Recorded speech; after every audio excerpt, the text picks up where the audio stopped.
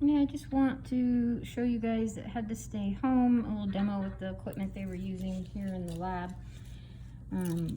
We have a laser box and various optics. Here's a half circle.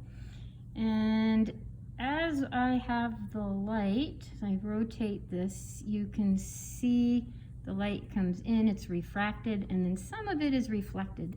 And so we have low intensity reflection from this interface coming out here, and this light is refracted out, still pretty strong.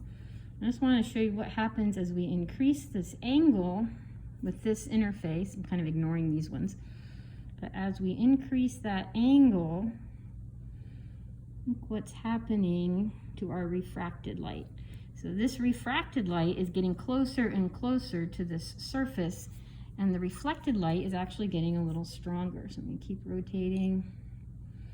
And then at some point, as we keep going, this light is going to be parallel to this surface.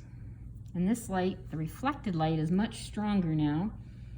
And as I increase this angle, whoop, it disappears. So that's what we call the critical angle, which would be measured from this normal to this surface. So the critical angle would be the angle, let's see, here's a protractor. So it would be measured from the normal to the back surface. So it'd be about 45 degrees for this.